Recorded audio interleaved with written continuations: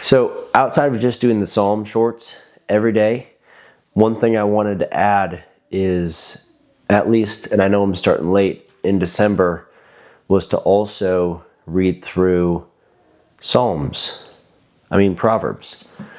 So, since shorts can only be 3 minutes long, I figured that this was a good chance to go through Proverbs, since they're a little bit longer of a chapter, and if I need to stop during and share something, this gives me the opportunity to do that.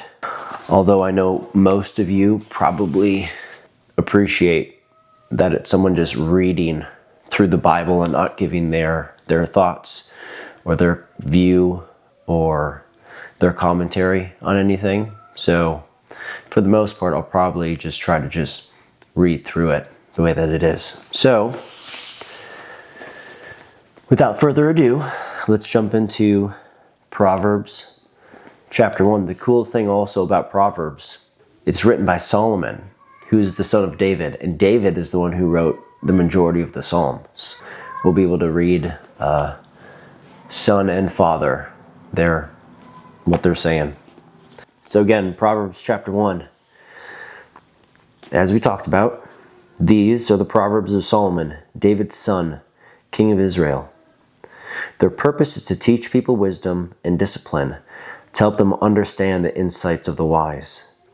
Their purpose is to teach people to live disciplined and successful lives, to help them do what is right, just, and fair.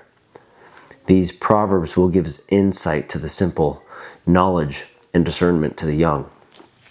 So right off the bat, these are for everyone. And during this crazy time that we're currently living in, probably no better time than ever to be reading through Proverbs. So, let the wise listen to these proverbs and become even wiser. Let those with understanding receive guidance by exploring the meaning of these proverbs and parables, the words of the wise and their riddles. So Solomon's not actually blowing up his own head by talking about being wise. You can look everywhere. The Bible, outside sources. Solomon was one of the wisest, if not the wisest person to ever live. Now here's the foundation of all wisdom right here. Verse 7. The fear of Yahweh is the foundation of true knowledge, but fools despise wisdom and discipline. My child, listen when your father corrects you. Don't neglect your mother's instruction. What you learn from them will crown you with grace and be a chain of honor around your neck. My child, if sinners entice you, turn your back on them. They may say, come and join us. Let's hide and kill someone. Just for fun, let's ambush the innocent. Let's swallow them alive like the grave.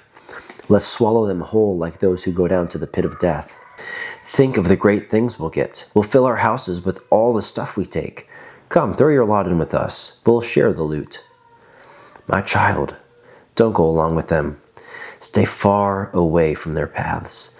They rush to commit evil deeds. They hurry to commit murder. If a bird sees a trap being set, it knows to stay away. But these people set an ambush for themselves. They are trying to get themselves killed. Such is the fate of all who are greedy for money.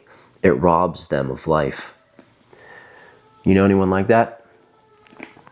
Who they're just focused on getting more and more and more money. I think it was another great proverb. More money, more problems. Usually. Continuing on. Wisdom shouts in the streets. She cries out in the public square. She calls to the crowds along the main street, to those gathered in front of the city gate. How long, you simpletons, will you insist on being simple-minded? How long will you mockers relish your mocking? How long will you fools hate knowledge? Come, listen to my counsel. I'll share my heart with you and make you wise. I called you so often, but you wouldn't come. I reached out to you, but you paid no attention. You ignored my advice and rejected the correction I offered. So I will laugh when you are in trouble.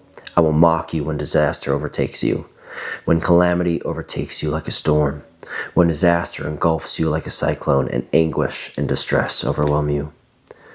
When they cry for help, I will not answer.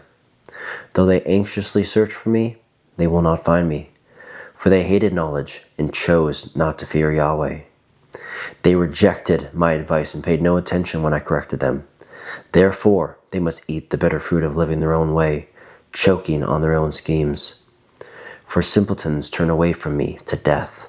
Fools are destroyed by their own complacency. But all who listen to me will live in peace, untroubled by fear or harm. That sounds like it's setting the stage to say, hey, listen, anyone wise, this is going to make you more wise.